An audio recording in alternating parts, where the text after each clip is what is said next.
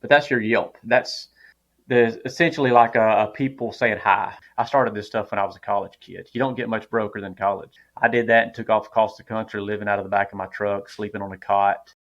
Welcome to Profoundly Pointless. My name is Nick. Our guest this episode is a turkey calling champion who has been described as the best turkey hunter in the world. We're going to talk about turkey calling, turkey hunting, wildlife, conservation, and it's fascinating, even if you're not a hunter, because he doesn't just call the turkeys, he talks to the turkeys. This is turkey calling champion Dave Owens. What is the importance of having like a turkey call? Why do you need this? Where does this come from? Well, the calling aspect of turkey hunting is kind of the defining factor. That's what kind of makes it different because we have a communication with our prey. We are able to carry on a conversation, carry on a dialogue. And what we're essentially trying to do is enter their flock, convince them that we are one of the flock, and convince them to come investigate for one reason or another. So the calling aspect is what makes it different. It's extremely important because without it, turkey hunting would just blend with any other type of spot and stalk or the sit and wait kind of games that you get in with oftentimes with big game hunting. The calling is very important because it sets it apart and kind of what gives turkey hunting in itself a different feel. And I think that's what is the big fascination for most of us that are just obsessed with it. That's kind of what gives it that draw. So, like when you're doing the call, you're not just like, hey, turkeys, come here. Like you're going back and forth with them. It's like any other conversation, like the one that we're having here now. I mean, they have a whole vocabulary. I mean, you can get excited, you could do subtle stuff. It's no different than saying, "Hey, how you doing, Nick?" And "Hey, Nick, how's it going?" Like you just learn over time how to the dialects and the different the excitement levels and what to say. I mean, they have a couple off the top, like the most standard turkey sound is a yelp. It's what everything else is kind of developed around and kind of builds off of. You have cutting, which is a very excited sound, which typically means aggression or excitement of some level. You have purring, which can be a contented call, which is what they do when they're just kind of subtle talk because, like you would do if you were, in your office chatting with a coworker while you were, doing something else. But that same purring sound can also get aggressive because that's what they do when they're fighting. It's almost like when you're fighting and you're grunting and growling and whatever. It can be, to that level. So as you can quickly probably gather, the calling is a big part, and it a lot of layers to it. Could you give us an example of like those, what the calls sound like? I got one right here. This is what I use a lot. There's a lot of different kind of calls, but this is what you call a mouth call or a yelper diaphragm call. It's essentially an aluminum frame that's below this tape. This tape is kind of like, to explain it, it would be kind of like medical tape that you would, wrap a bandage or something with. And it's got an aluminum frame in it, and this is latex.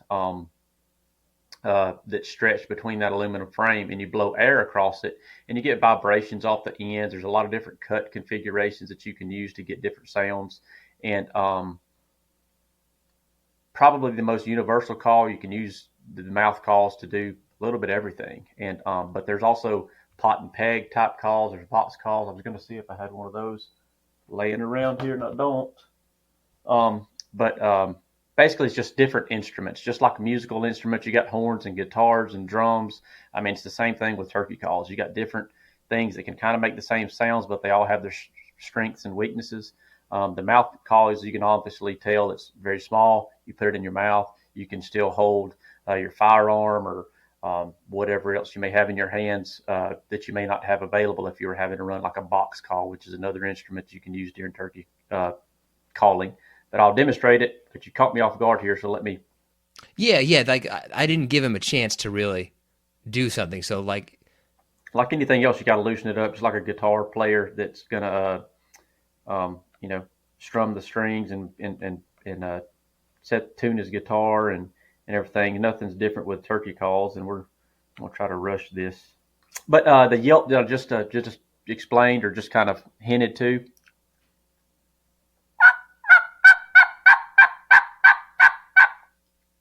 I don't know how that comes across with the audio on these earbuds in the machine here, but that's your yelp. That's essentially like a people saying hi or hey or where are you.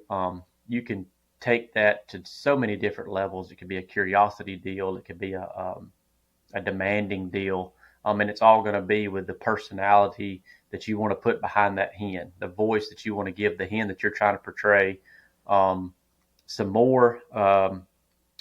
It's going to be hard to do cutting. It's going to peak the audio, but we can do clucking. Is more or less it's a dress up word in the turkey world that you kind of it can be contented. It's kind of one of those things that turkeys are going to be doing all the time, and so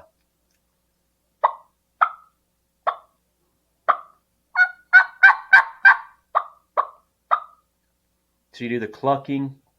It kind of dresses it up. It's almost like I would explain it as, I mean, kind of like an adjective in human vocabulary. It's going to help add personality. It's going to help detail the noun that you're trying to explain, and the point you're trying to get across. Other sounds that we just hinted to are like the purr, which can be very contented.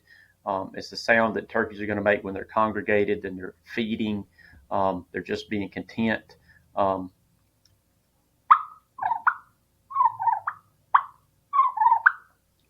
And all these sounds are just made by putting air across this latex and these reeds and vibrations that you make with your throat, with your tongue, and causing those sounds to come across there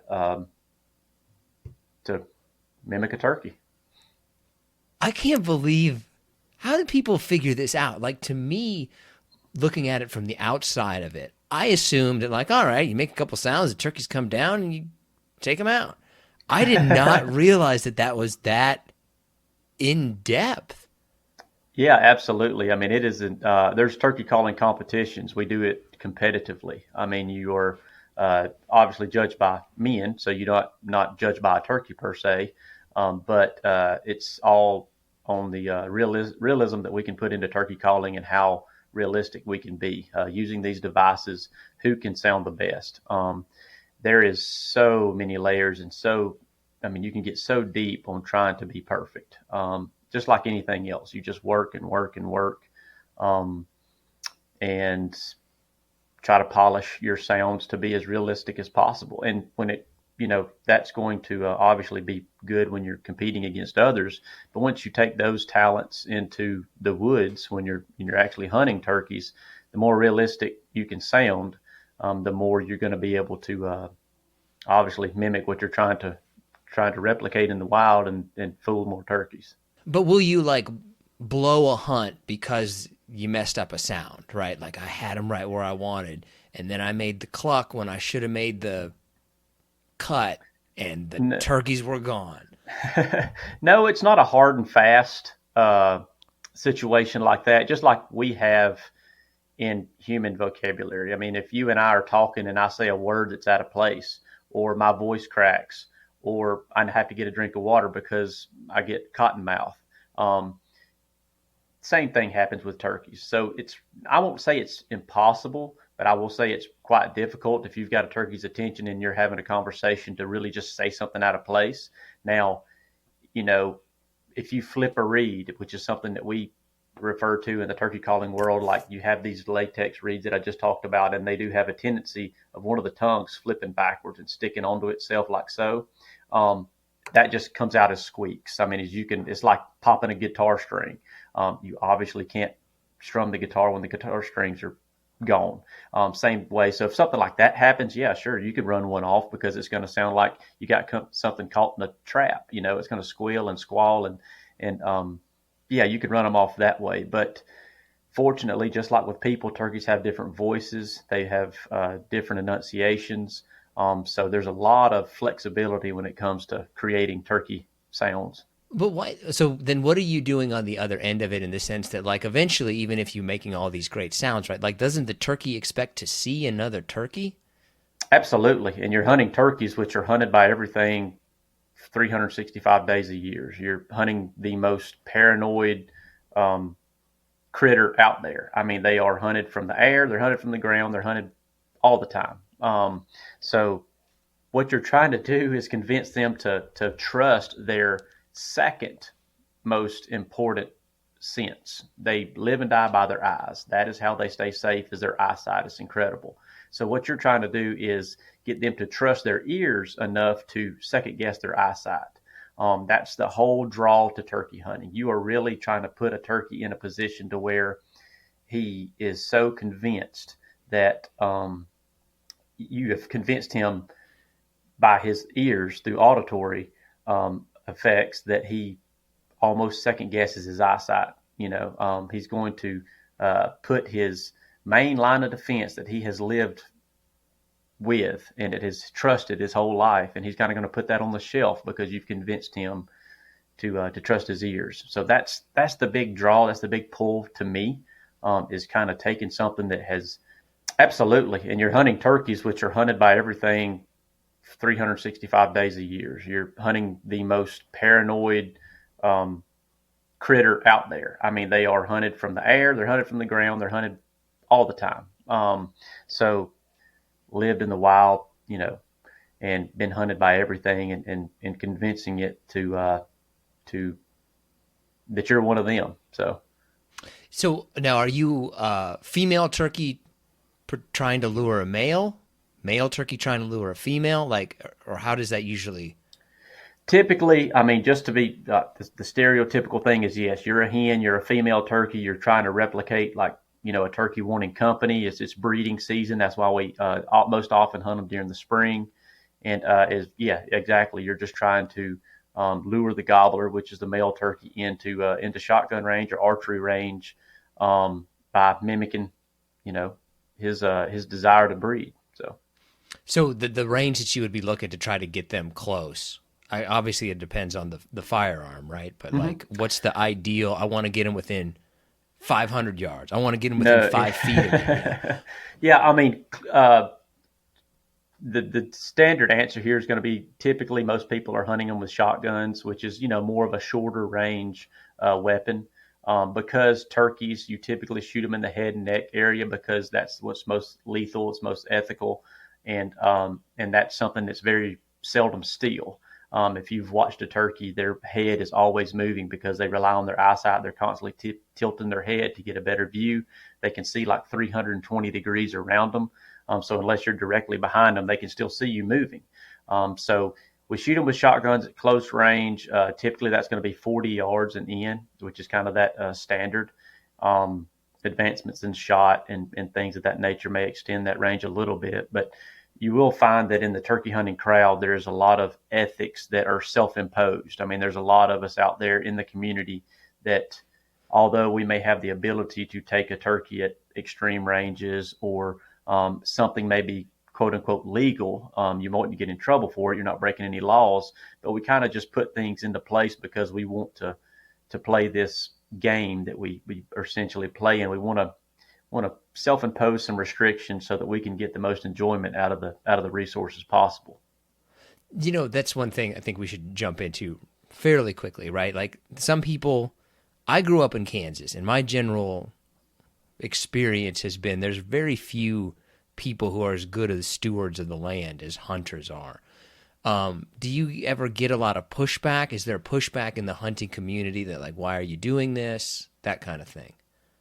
Not in the hunting community. I mean, we know we're brothers in arms. I think we're all on the same team, and we understand that we have to be because we are a minority in the human population. I mean, we're hunters make up a fragment of the population, but I will say the wildlife populations that we're all able to enjoy, whether you're a hunter or not, is because of hunters and shooters.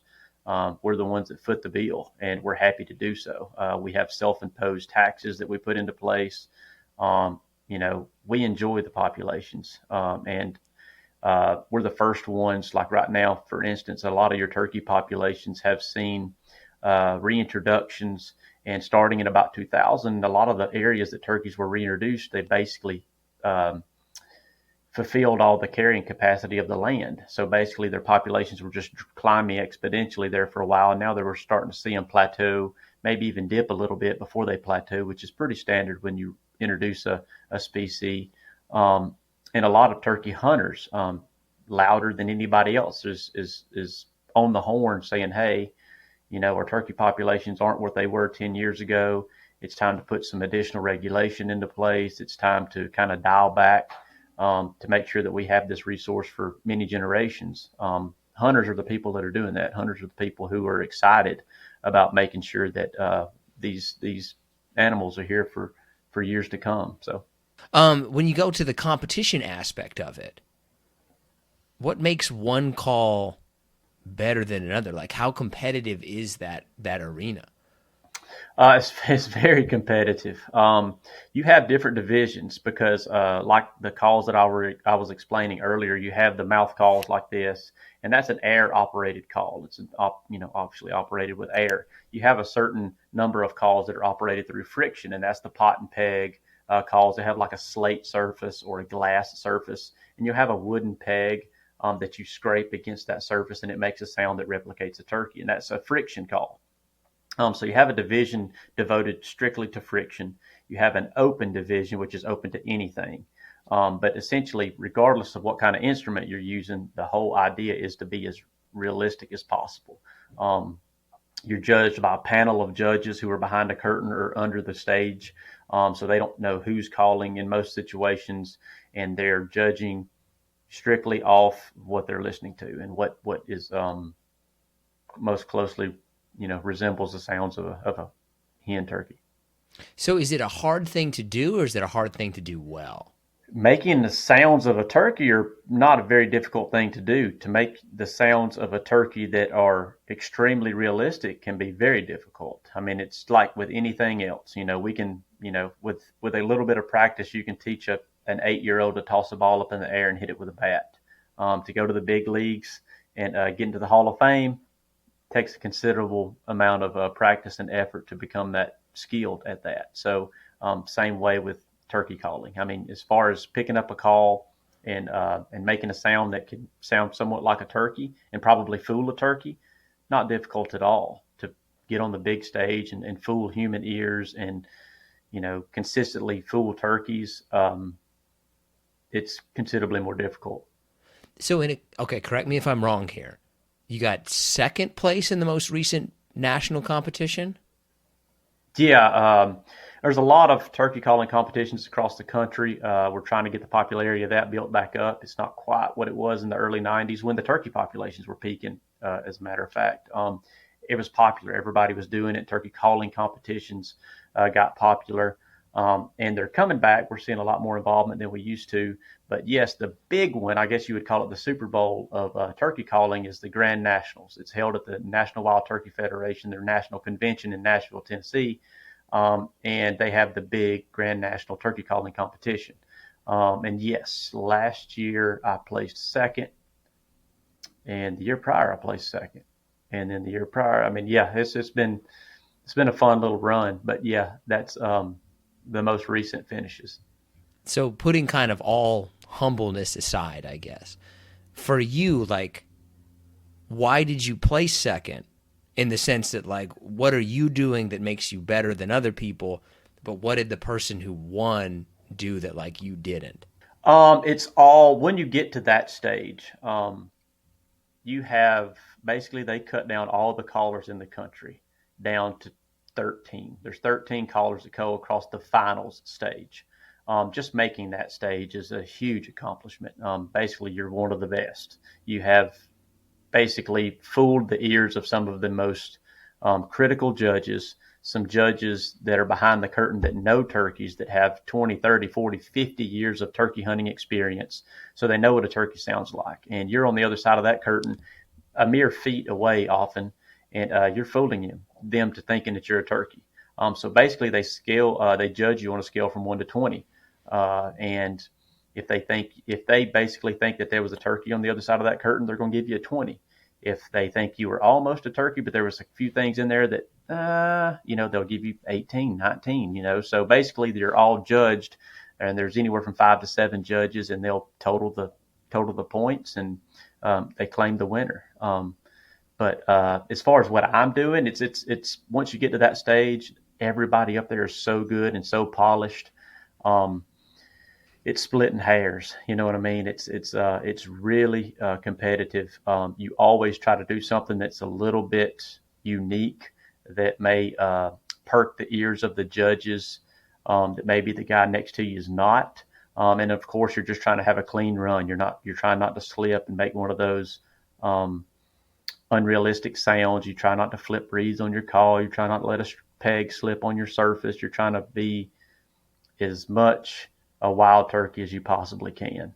So is it more for kind of personal competition reasons or necessarily, or is this like something like you can make some money doing this? Whew, it's hard to make money in this. I mean, it's definitely out of passion. It's definitely out of an obsession with turkey hunting. Turkey hunting is what got me to wanting to do competition calling, because it's going to make you a better turkey hunter. It makes you practice on your call more. It makes you more proficient on your call, and all of that's going to translate into being able to communicate with turkeys better. How often a day, or how many hours a day, or a week, or whatever? Like, how much will you practice? That's all going to be dependent on the caller themselves. A lot of these guys practice a number of hours a day. A lot of folks have jobs that they can practice when they're on the clock, so to speak. I know I got a good friend who operates heavy machinery, and he's up there, and he said he keeps a mouth call in his mouth all the time. He's up there by himself, so he's just, practicing and getting new sounds and working. For me personally, I practiced quite a bit when I was trying to kind of find my sound and kind of figure out what I wanted to do. But once I have found um, a lot of practice doesn't exactly do favors for me, because I pick up bad habits, like Mm. anything else. So um, I don't practice that much now. I don't practice, it's more just making sure I have the right equipment, making sure I have the right call. And because we make a ton of calls, because no two calls are the same. You've got to find just that right, you know, everybody has their favorite. Everybody has their favorite guitar if you're a musician, and just like turkey callers, we have our favorite calls, and typically everybody builds their own calls, and so now the practice for me now is usually breaking in new calls and trying to find that right call to have on game day. So I Googled some stuff, right? And you were described as the best turkey hunter alive. Now, It's pretty subjective, considering that you don't keep score at this game.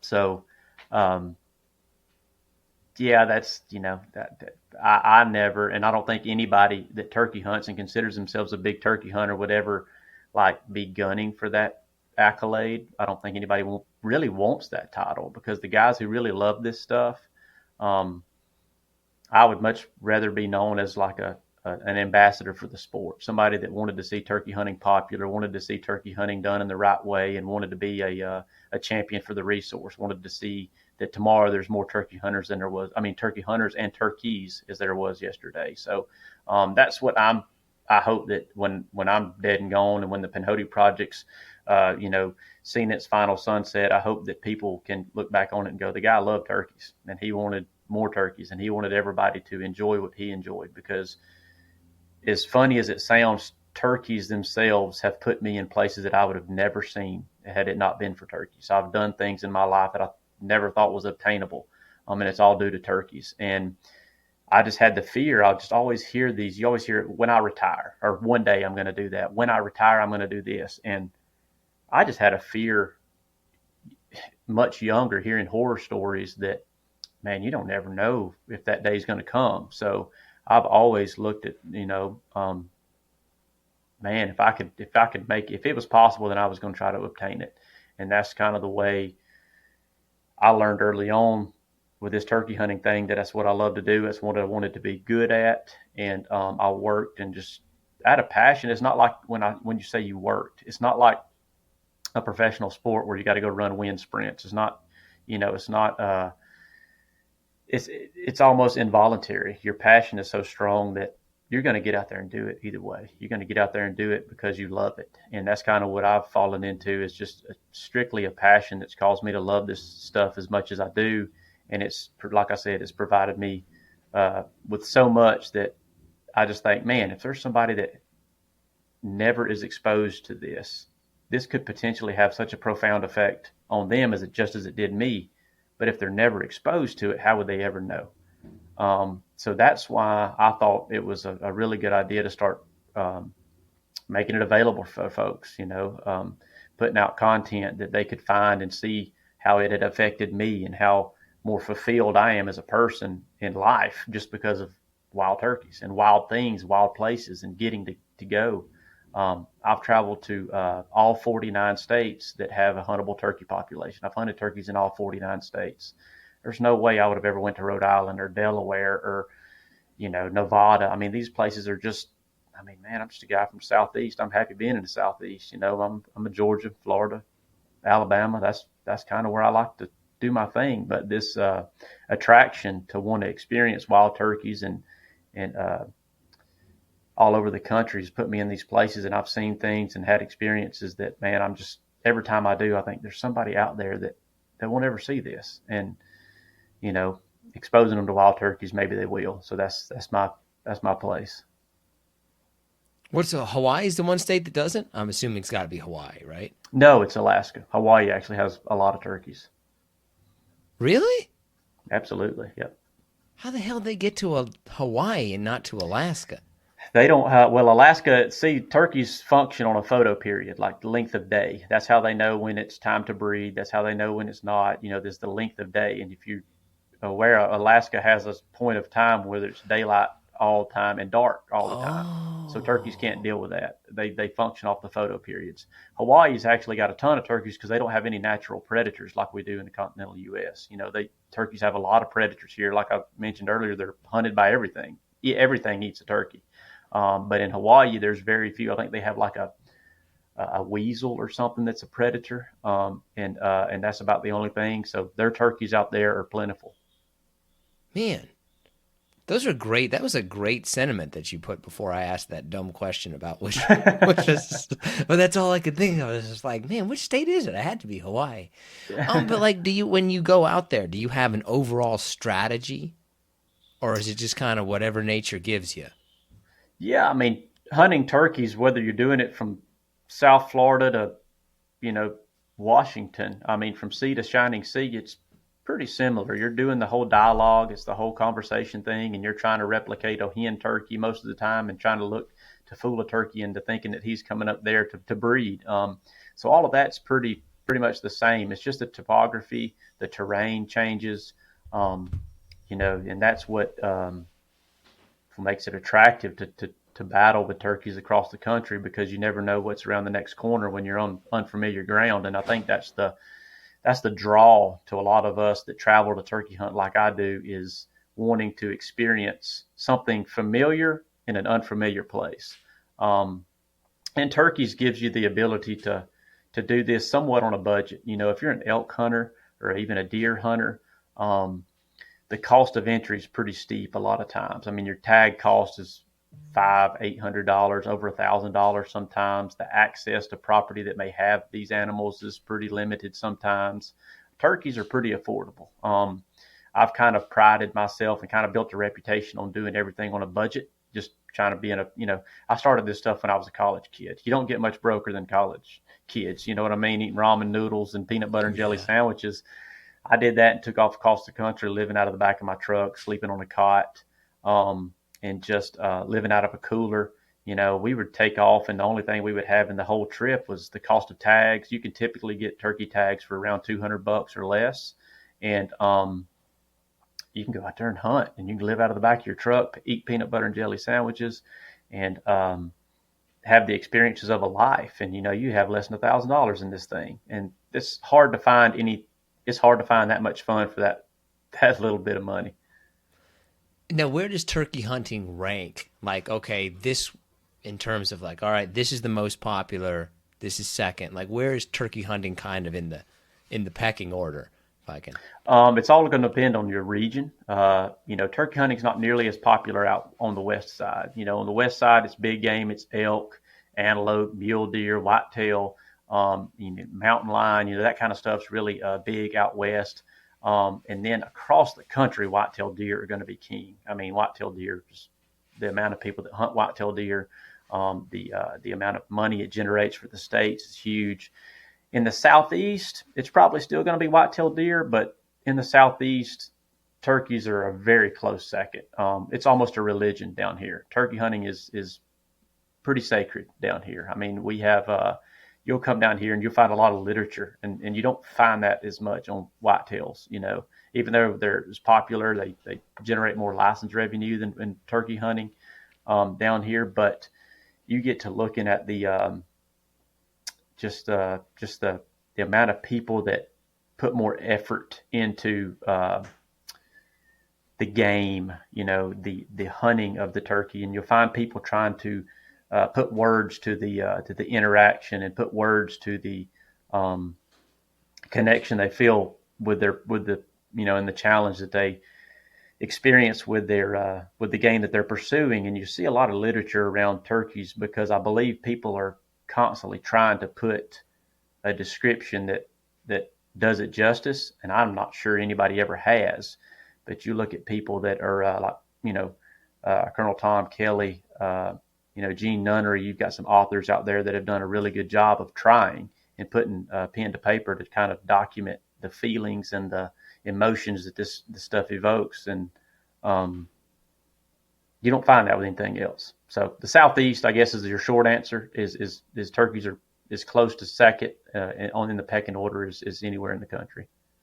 Are you ready for some harder / listener submitted questions? Sure. Hardest call to do, easiest call to do. That's all going to be it's going to be up to the individual. But the most difficult call for most people is kind of like a cluck and purr. It takes a fluttering of the tongue or a gargling of the throat on a mouth call that causes that little bubbly sound. And that's typically harder for people to accomplish. The easiest call, it's the easiest and the hardest. And I'll explain what I mean by that. A yelp is probably the one that people start off with. Typically, they'll pick up a box call or a pot call, and they can mimic that call well enough, easier. But in my opinion, when it comes to judging a turkey sound, it's harder to fool my ears with a turkey yelp. Like, very few people in the country can yelp on a call and me hear it and go, that's a turkey, and it not be a turkey. So it's the easiest to kind of come, to make, but it's the most difficult, in my opinion, to actually be realistic. Has anyone ever entered an actual turkey into a turkey calling competition, and where do you think the actual turkey would place? If the turkey didn't win, you've got a problem with judges, because no matter how hard we try and how much we practice and all the little knickknacks that we gather to try to replicate the sounds, we still have so far to go. I mean, if we still have so far to go. I mean, you can listen to the most accomplished, polished callers in the country, and you can put them beside a wild turkey, and man, we don't even, it's not even close. So there's a lot of room for improvement there. So yes, will a wild turkey win? He better, or she better.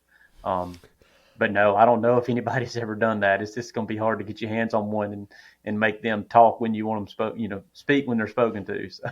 Yeah, that's true. I've always reminded the things that Groucho Marx, that famous comedian, took third in a Groucho Marx lookalike competition. It's always made me laugh. All right, man. Feet to the fire. You got to pick a state. Best place for hunting. Best place for turkey hunting. Best place for turkey hunting.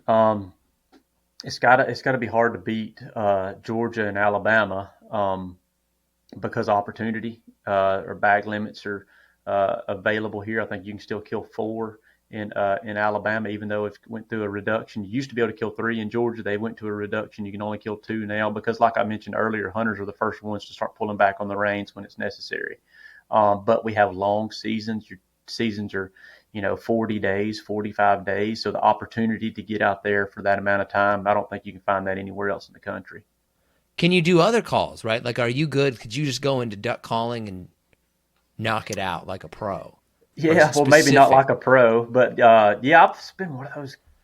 Even when I was young, I was just one of those kids that could hear a sound and replicate it and get pretty doggone close with just a little bit of practice. Duck calling, goose calling, elk, even though I've only hunted elk a handful of times, it's a lot of it goes hand in hand with the mouth reeds, the diaphragms that you use in turkey calling. But yeah, I've always been one of those guys, and they could just hear something and replicate it pretty quickly. Is there a rivalry between turkey and duck callers? Like I don't who's think kind of so. No, I don't who? think so. It's such a different avenue, I guess. I mean, because with duck calling competitions, they're there to typically showcase the ability of the call as much as they are the ability of the caller. Where with turkey hunting and turkey calling, it's all about, you know, being the turkey. They're there to replicate the sounds of the intended animal. So they're not thinking about the call. They're not there to showcase the call. They don't care what kind of call it is. So that's kind of two totally different deals there.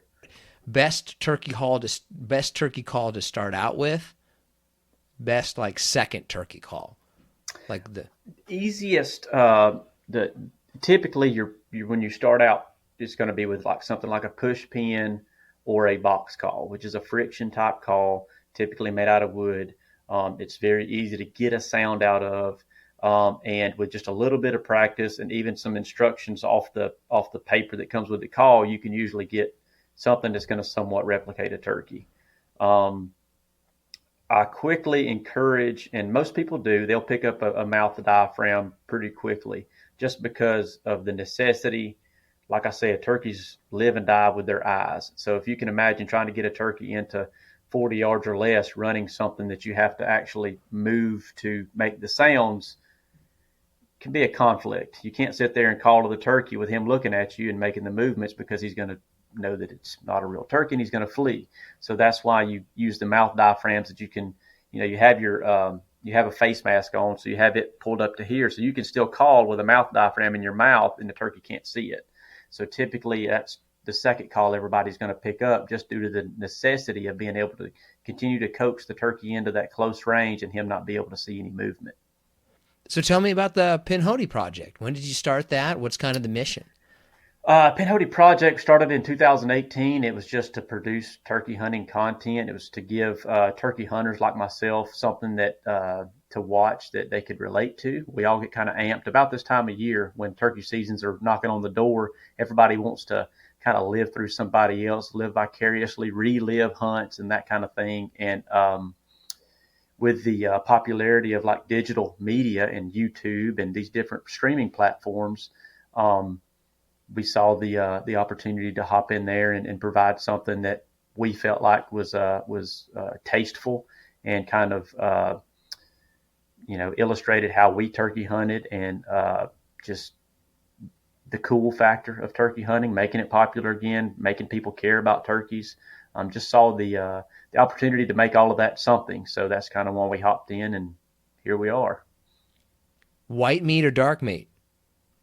Oh man, it's hard to choose. You can't beat turkey breast. Everybody likes turkey breast, right? But Yep. if you know how to prepare turkey legs and thighs, they are extremely good. We make turkey tacos and turkey pot pie. We actually had turkey enchiladas night before last. Make a lot of stuff with the turkey legs and the dark meat. So it's hard to beat. You shouldn't throw any of it away. I promise you. That's pretty much all the questions I got, man. Is there anything else you think we missed, or what's kind of Man, I coming up don't next know. for you? Oh, next for me, it's the busy season for me. It's essentially turkey season. We're planning where we're going this next spring. I have turkey content. I still have. I typically turkey hunt in the neighborhood of 90 to 95 days a year, and everything's videoed. If I'm awake, unfortunately, when I signed up for the Pinhoti project, I made a promise that I was going to video and document every single thing, and it's kind of what I'm doing now. Is we produce and I try to get that as much of that content out there real time. Typically, that's only about 15, 17 episodes during the spring season because, as you can imagine, trying to document everything, hunt, if it's daylight, we're hunting if we're legally allowed to, and then also having time to edit, which is an extremely strenuous and time consuming process. You can't only do so much of that when you're doing it all at the same time. So we have a ton of footage that after the season is over that we're just sitting on. And all off season, I am cleaning that footage up, coming out with episodes so that right here before the season, like I mentioned, when everybody's ramping up and getting excited and wanting to live some hunts from last year, I have a lot of that content available, and that's what we're doing now. I had about 2 months of content that I had to clean up, and I've been nose to the grindstone now for, gosh, next to 2 months to get this stuff cleaned up. So we're down to about 3 weeks left of footage, and so I had to power it down to get on this call with you. So it's busy. What animal do you think that you can mimic the best? Like, what animal sound can you make the best? A cow. Okay, can you do it for us? Moo. That's not good at all. Moo? I mean, I guess not. Oh, that was actually quite well. That's a cow. Have you ever seen a cow? Yeah. Or listened to a cow actually moo? Moo. No. Wow. I'm from Kansas, and it was actually a thing that you would have people you'd see people driving down the highway. They would stop and like take a picture of a cow like they'd never seen one before. It was incredible for people to see like cows. In Kansas? No, people traveling through. Oh, they would just stop, yeah. I can't figure out what I want to do with my hat. I don't understand. I don't understand why you're dressed like Kristoff from Frozen. I actually really like this sweater, and it is, I don't know, 10 degrees outside, so it's getting warm. Do you still dress yourself? Yeah. Or are most of your purchases, most things either given to you or selected for you? You pick out your own clothes still? Oh, no, things are selected or given to me. I just decide when to wear them. Yeah. That's basically the only clothing responsibilities I still have left, is deciding at what point I will wear clothing. What is your most not wanted to put on item of clothing? Like, do you not want to put on your socks? Putting on your shirt stinks. Jeans. I hate putting on jeans. I have a pathological hatred of jeans, and always have since I was in second grade, and my mom forced me to wear a pair of jeans that I didn't want to wear, and I have hated wearing jeans ever since. Always disliked it. Were they skinny jeans? No, but they were like black acid wash, I think. Like, I just hated them. But that's what I had to wear. I believe I cried at the Olive Garden, to get specific about it. Of course you did. All right, now I'm curious. Is that the worst public place you've ever shed a tear in? Yeah, crying at the Olive Garden as a child. That would be my most embarrassing, probably, or my most like public meltdown. Where would you say is, besides just being drunk and you don't remember it, where would you say is your greatest public shaming? Oh, where did it happen for you? It's easy for me. I was I don't remember the age. I was a younger kid, maybe 6, 7, 8, or 9, but it was on a t-ball field, and my dad was the coach. And I remember I wasn't doing well pitching, so I started crying on the mound. And he came out to the mound and basically berated me and told me how big of a failure I was, and walked me to the dugout and said I'll never play baseball again. Did you? Yeah, actually. Yep. Well, then you triumphed over adversity. I went to Olive Garden again later on in my life, but I always remember Olive Garden associated with jeans. Listen, and crying into my breadsticks. No offense to Olive Garden, because I know they're a big sponsor of the show.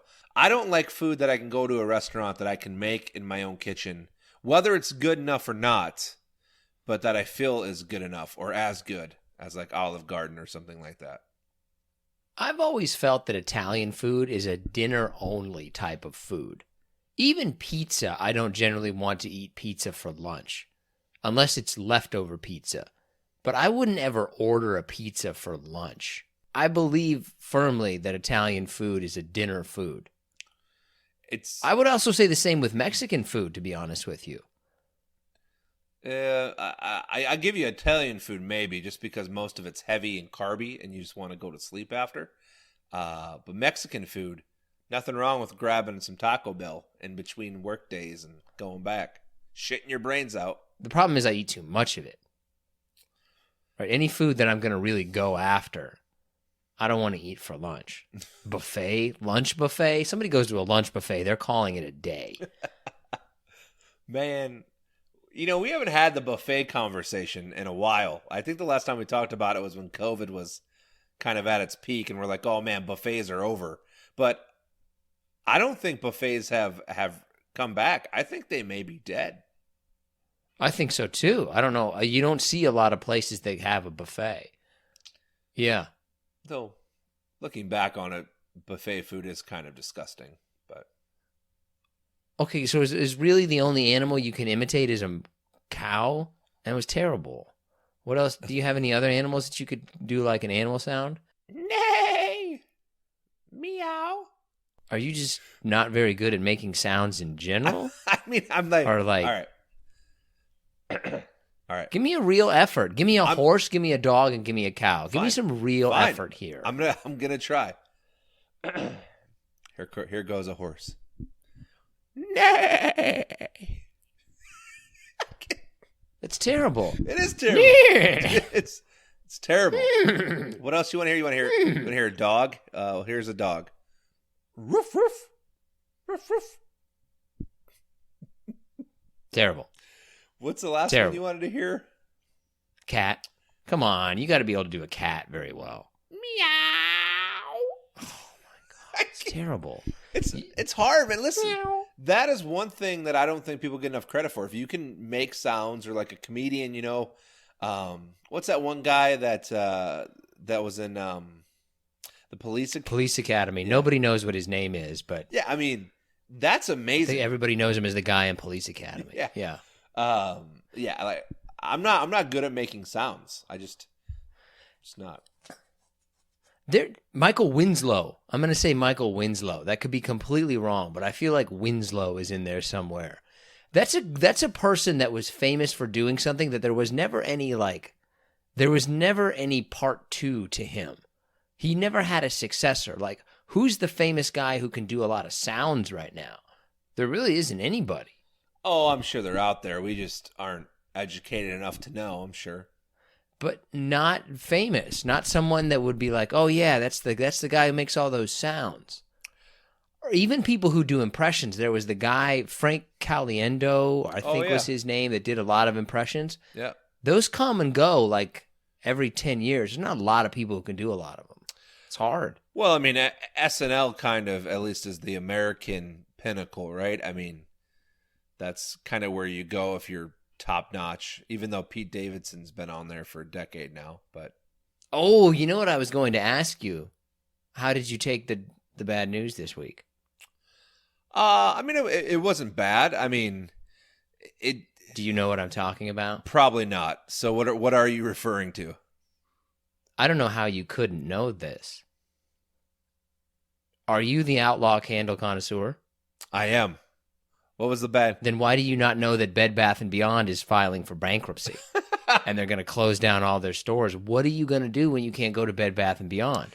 It's fine. There are, listen, I appreciate them, and I still think their product lineup will still be around. Maybe just not in brick and mortar stores, but regardless, then we just move on. The outlaw doesn't stop. He breaks hearts, cashes checks, and breaks necks. You know what I mean? He doesn't stop for one candle. Well, when it comes to candles, that's the kind of lifestyle you have to live. Okay, you ready? Yeah, let's give some shout outs. I picked some easy ones here. So let's get to them. All right, Sophia Bazell, Harry Calder, Joel Moore, Michael Zawatch, Robbie Wilson, Grace Barrett, Maddox Bowers. I didn't realize how much I actually liked the name Maddox till I just saw that person's handle. Grows on you a little bit. Yeah, Solid. Yeah.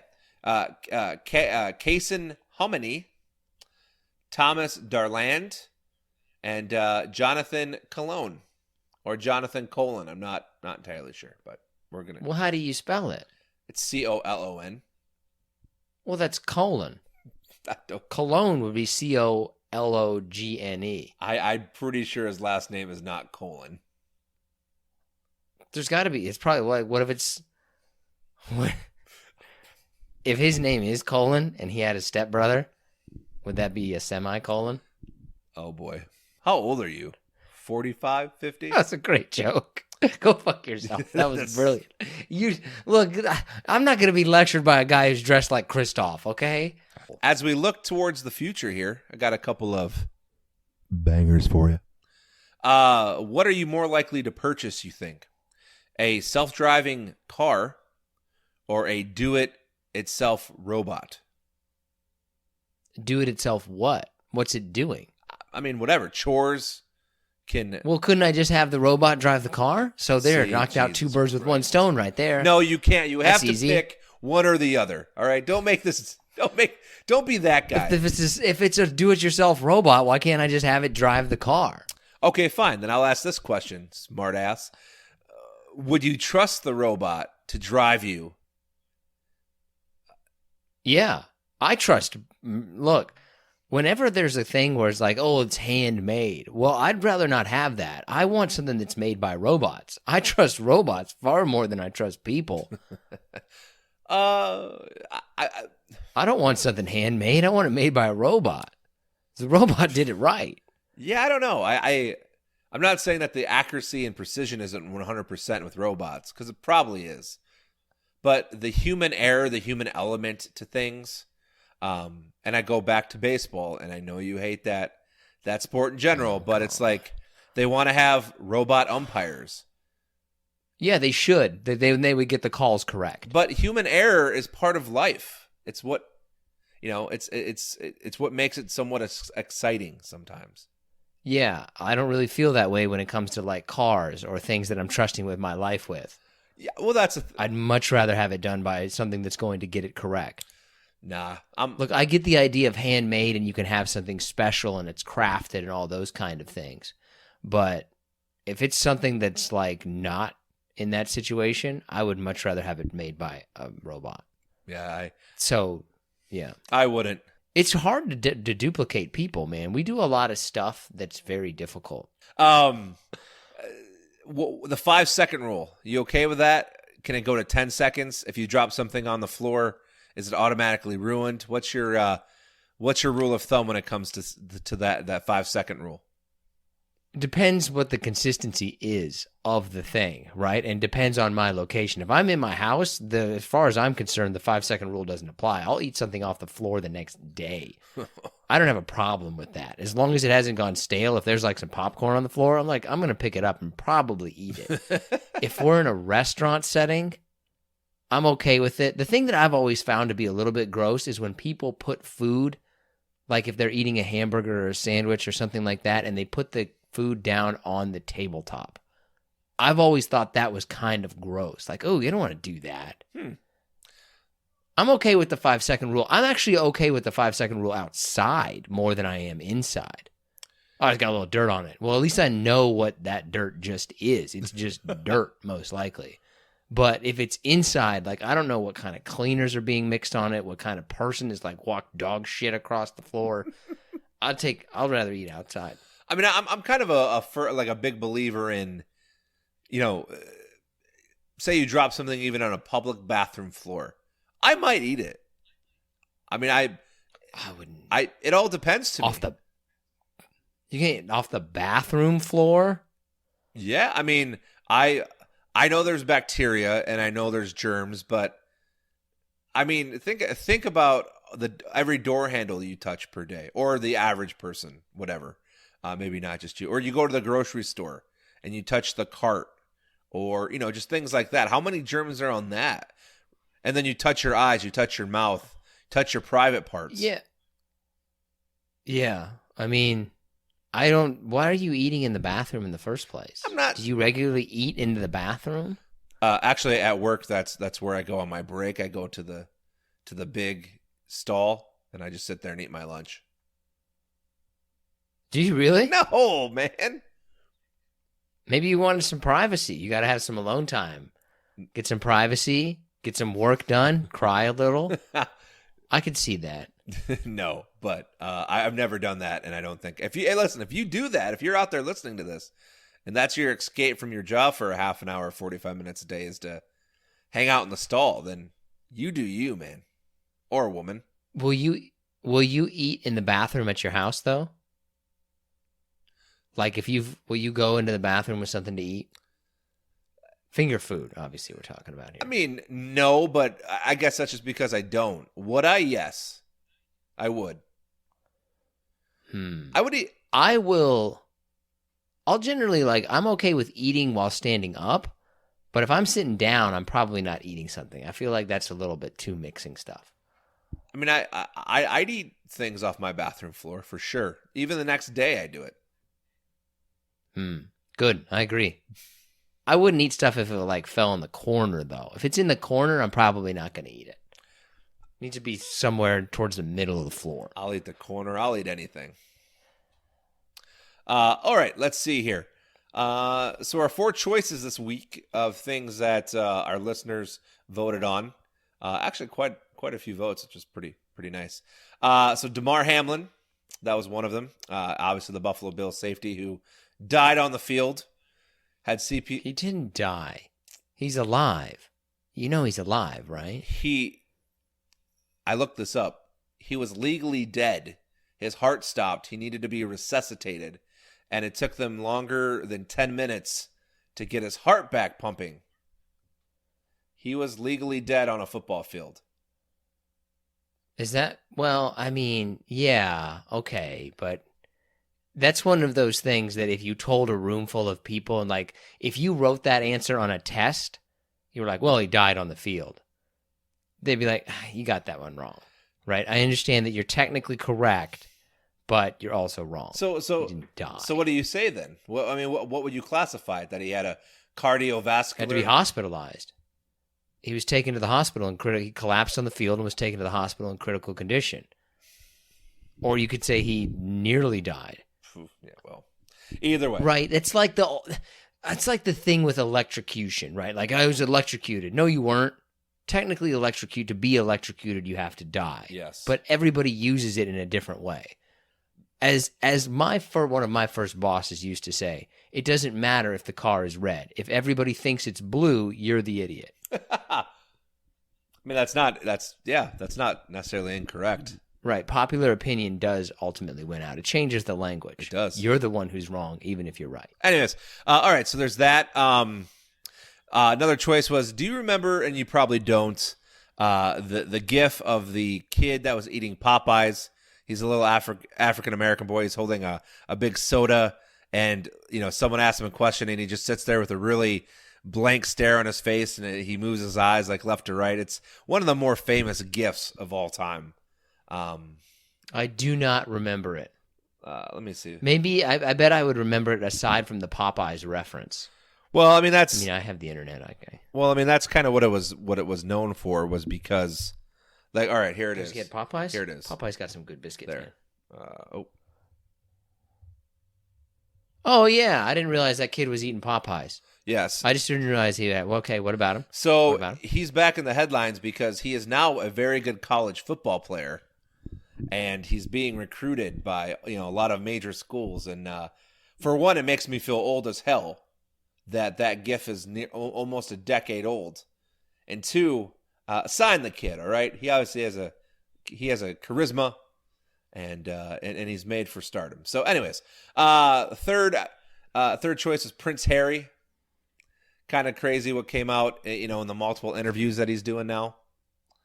I don't know anything about that, but I know that there is some drama that is unfolding there. It's getting to that level of drama reminds me of the drama surrounding the film Don't Worry, Darling, where even though you had no interest in it and no interest in that kind of discussion, it's getting to the point now where you're starting to be like, what's happening here? Right? You're hearing a noise that eventually that's going to become so loud and pervasive, you got to go see what it is. Well, and we've talked about this before about the royal family, and it was only a matter of time before the current times caught up with the family, and I think that's what's happening with Harry and Meghan's exile. Wait a minute. So what team are you on? What side are you on? You on team Harry or team other guy? I'm on William. Yeah, William. I'm on team William just because I think it's still remarkable, just the tradition that revolves around the royal family. Now, we're not English citizens or under the monarchy, But from an outsider's point of view, it's pretty incredible to me that they've maintained power or whatever you want, influence. And now you have the redheaded stepchild who's coming out and saying all these things about how terrible it was. And that's fascinating as well. It's always interesting to see, like, well, who's telling the truth? Yeah, I mean, whose version of the events is actually the real one, right? Like, is he being a little bit over dramatic and is trying to say sensationalize things? I would say somebody that consistently has really no source of income other than being a royal family member needs to generate some kind of controversy around himself, right? So there's probably a little bit of gamesmanship going on there. But how much of that is really true? Well, I mean, really true. We just spent 5 minutes talking about William and Harry. I know. All right, and so the thing that the topic that actually won is a football topic. It happened last night between the Packers and Lions.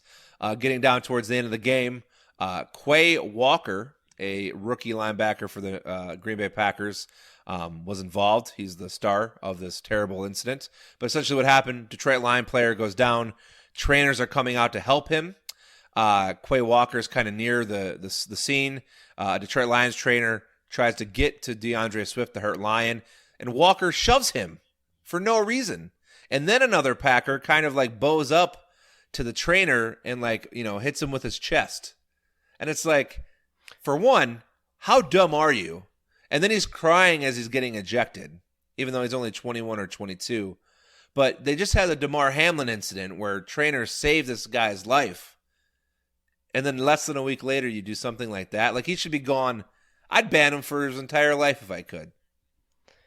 I saw this happen, and my reaction as someone who's not intimately tied to Detroit and support everything Detroit, no matter what is actually happening, I saw it and was like, that really doesn't seem like that big of a deal. You're insane. I mean, you are gaslighting the shit out of this. First of all, it's not that big of a shove, right? Okay, he pushes the person a little bit, right? But who had to be taken to the hospital? That's nobody. Okay, it doesn't look like that big of a deal. It's like, okay, I mean, let's move on. You were in media for a long time. You're on the sidelines, watching the game, reporting whatever, minding your own business. Next thing you know, someone comes up and shoves you. I mean, that's ridiculous. The guy kind of came in there a little bit. Oh my right? God. Like, the athletic trainer came in there a little hot, had to be kind of a tough guy, right? I don't think it's that big of a deal. Okay. I looked at it and was like, all right, he shouldn't have done that, but let's not make this into the biggest incident in the world, right? It's not like he hauled off and just punched the guy in the face. He pushed him. Okay. All right. Right. So let me I feel like you're just baiting me here, but I'll take the bait. No, I really don't think it was that big of a deal. Like, all right, I get it. Kick him out of the game, fine him, suspend him. Like, it's. But even if the push wasn't what you say it is, and I agree. I mean, the guy could have laid him out, right? He's a professional football player. He's way bigger, way stronger, whatever. It's not the point. Like, the guy didn't even fall down. It's not like he even pushed him over. He's trying to get to his hurt comrade over there.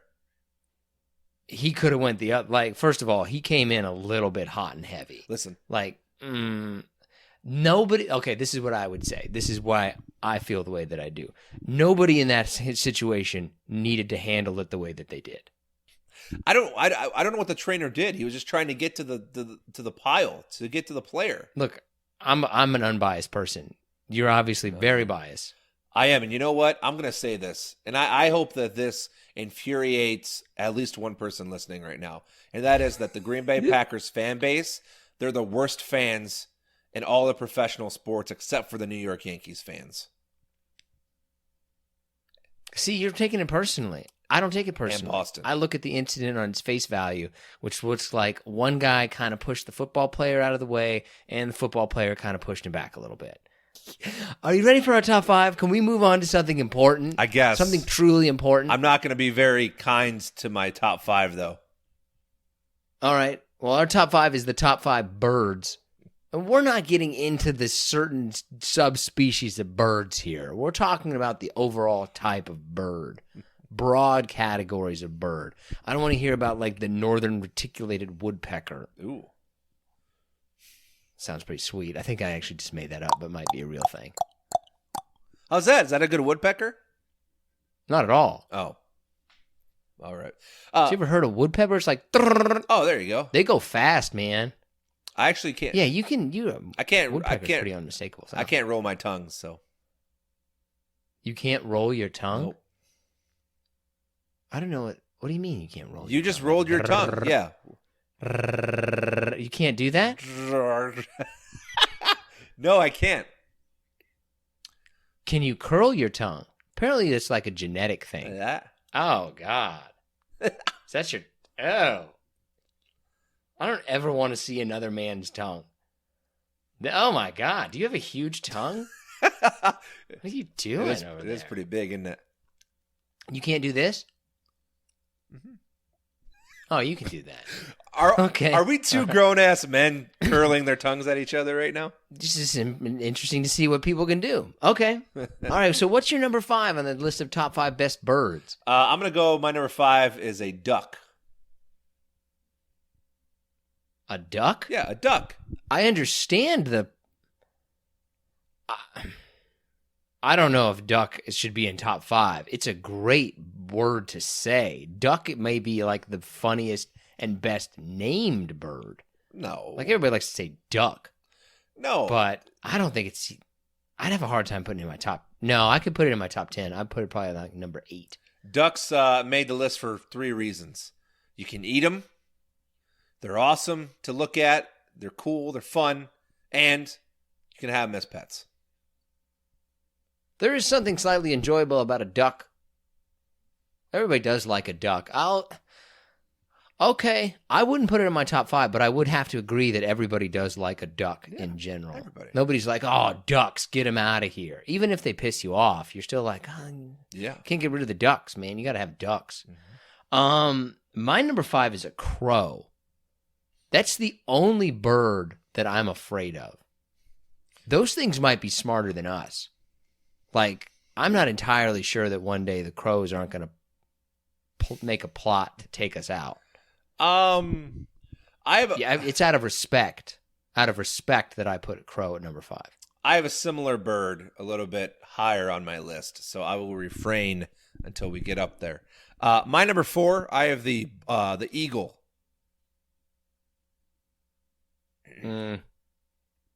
If it wasn't America's bird, our national bird or whatever that we're supposed to recall it, our national animal. Is it our national animal or is it just our national bird? I think it's the national animal. I think. Should we know this? I feel like we should. Is it just the national bird or is it our national animal? Yeah, it's it's the I don't know. It's the founding fathers made the choice when they selected the bald eagle as the emblem of the nation. It should honestly be, if we were going to have, what would you think that our national animal would be if it wasn't a bird? Like, okay, no, this is just the bird, but what's the national animal?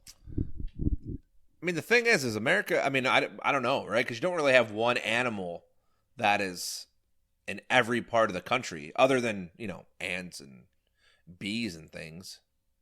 Like maybe... Technically an insect. I don't know if an insect is an animal. I don't know the classification there. We probably shouldn't get it. Yeah. Here's what I think it should be, and here's what I think we would pick. I think it should probably be the cow. Like, that is in some ways a symbol of America. Okay. But I could go with a bear.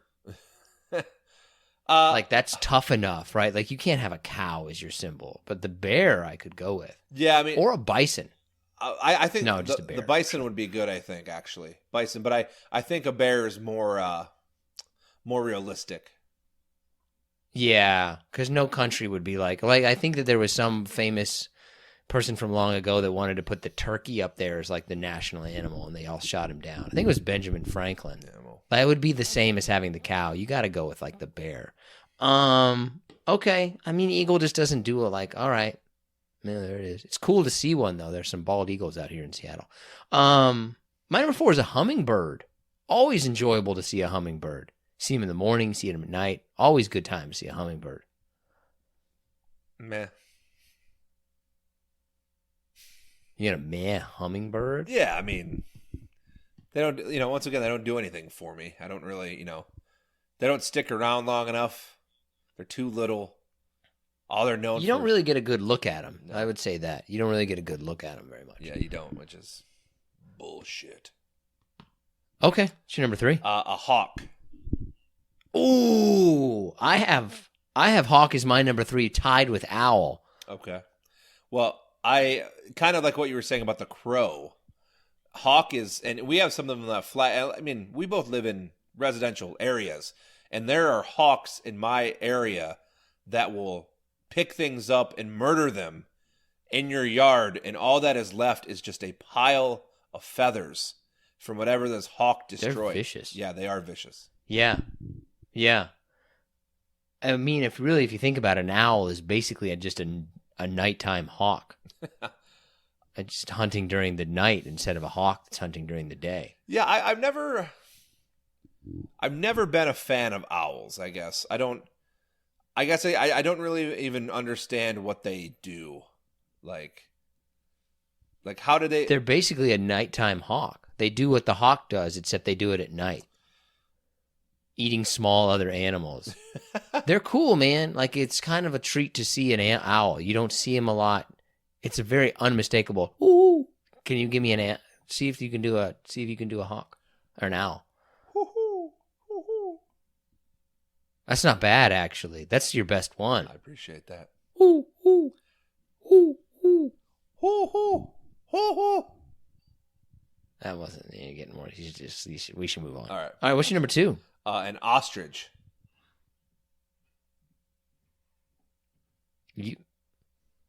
I get it, but I don't get it.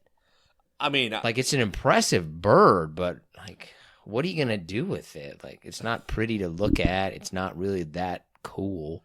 I see. I get what you're saying, but I think ostriches are far more versatile than we give them credit for. Not only are they, I believe they're the fastest land bird. You can also ride them. They're mean as hell, so you know they're going to protect you. Very versatile birds. Can't really domesticate them though. And like, do you really want to hang around with an ostrich? I mean, sure, why not? I'd probably rather hang around an ostrich than a hawk. Yeah, that's true. I'd much rather have a hawk. No, I'd much rather have an ostrich friend than a hawk. You couldn't trust the hawk. No. The ostrich, I feel like, would be more loyal. My number 2 is a penguin. Okay. I left the penguin off just because I'm tired of penguins. I'm tired of them. I think that that's a huge amount of bias coming through, and that a penguin has to be on the top 5 list. Even if you hate penguins, you have to acknowledge the greatness of penguins. If anything, I would put them as a tie for number 5, but they are going no higher than number 5. Okay. What's your number 1 then? It's probably we probably have the same number 1 because I think there is just one overall bird. So my number 1 is the chicken. My number 1 is the chicken as well. I Yes. wondered if you would, right? I think when you get down to it, it has to be the chicken. I could give, like, I think some people might go penguin. Some people would go cardinal or like one of the brightly colored birds, like a toucan. But the chicken has to be the best bird. I mean, it's Chicken. Name me another animal outside of a cow that is more wild. And I probably sound pretty dumb here, but I mean, what other animal gets eaten as much as a chicken? I mean, that alone makes it number 1, the number 1 bird. It has to be chicken, right? Even though it's not a pretty bird, it's not like really a good pet or anything like that. It's just, it's old reliable. It's your friend. Yeah, well, so is Old Yeller. Okay, what's on your honorable mention? I mean, these, I don't know. I just put these on there because they're favorites of mine, but let's see. So I have a blue jay, toucan, That's kind of it. I mean, I put penguin on the list, but like, yeah, I don't know. I'm pretty confident in my top 5. Like to me, the blue jay, the cardinal, the robin, all of those kind of similar sized birds. Like, all right, I get it. Cardinal, I think, is the best of those kind of birds. Maybe the robin next. Yeah, there's a lot of other ones, but they all kind of fit in the same thing. I mean, what are condor? I mean, pelicans. I think pelicans. I mean, they serve a purpose, right? That's got to be one of the worst birds. Like, who's the worst bird for you? Pigeon or seagull? Oof, that's tough, man. I'm gonna go seagull, but only because I've had more run-ins with seagulls and negative experiences. What kind of run-ins have you had with seagulls? Well, at least twice in my life, they have taken food away from me at, once was at a park and once was at a theme park. How old were you when you lost food to the seagull? Theme park, I was a teen, and at the park, I was an adult. How'd they get it? Did they take it right out of your hand? The theme park, they did. There was 2 of them. At the park, it waited basically till I went up to throw something away in a trash bin, and then it hopped on and stole my hamburger.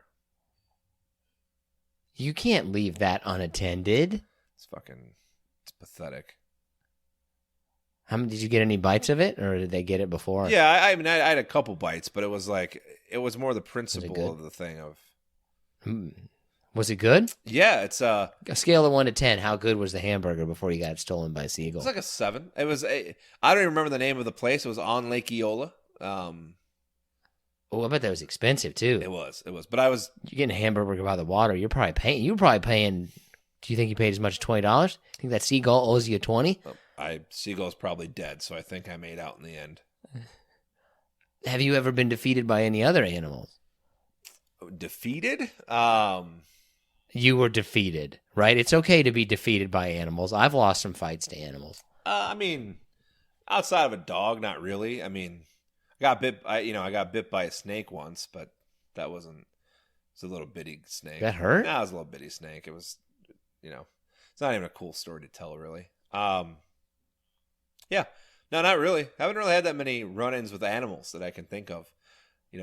Man, I've never had my food stolen by a bird. Well, I think It's interesting to me for some reason. You need to get on it. I've been attacked by a bird. I think you need to get on it, man. I got to put myself in more dangerous situations. Live your life out there.